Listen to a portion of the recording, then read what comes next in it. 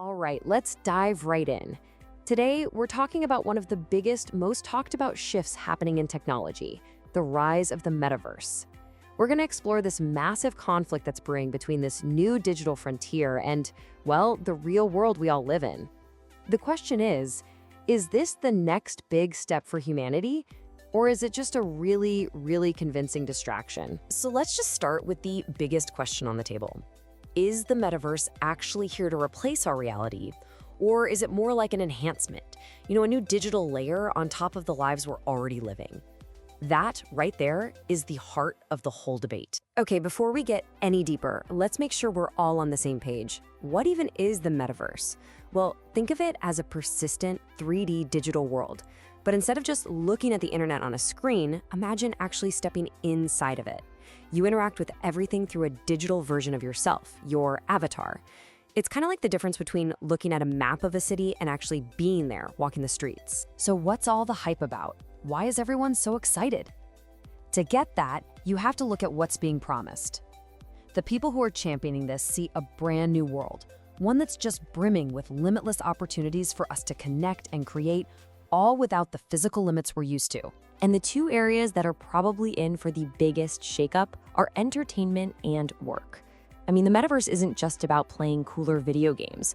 We're talking about completely changing how we go to concerts, watch movies, and even how we get together with our coworkers from all over the world. Just look at the Travis Scott concert inside of Fortnite. Wow. This wasn't some small niche thing.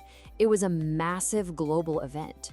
It proved that millions of people could all share one huge cultural moment at the exact same time without ever leaving their bedrooms.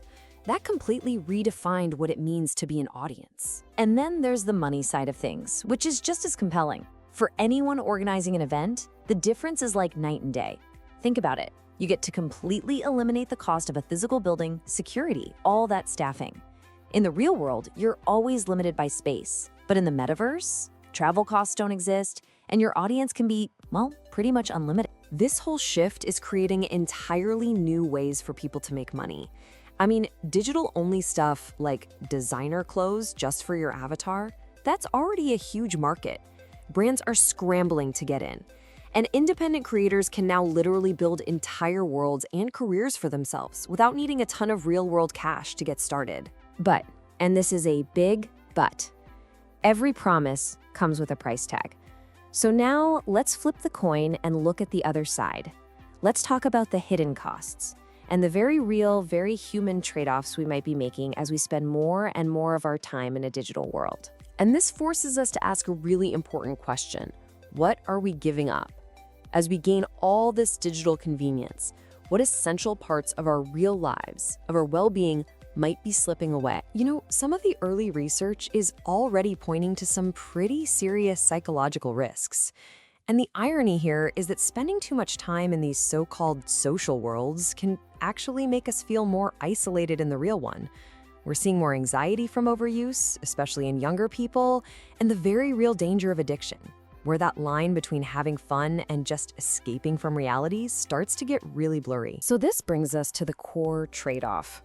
On one hand, the metaverse can give us these incredibly rich, amazing experiences, but it's missing the warmth of physical touch, the subtle little signals you get from being in the same room with someone.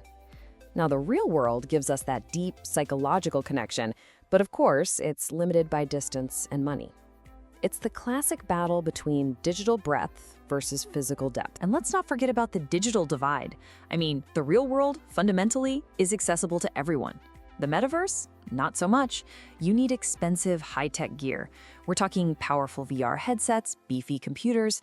This creates a huge barrier, and we risk a future where this new world is just a playground for the rich, not a space for everyone. So, if one world gives us limitless imagination and the other gives us this irreplaceable depth, then the real question isn't about which one to choose.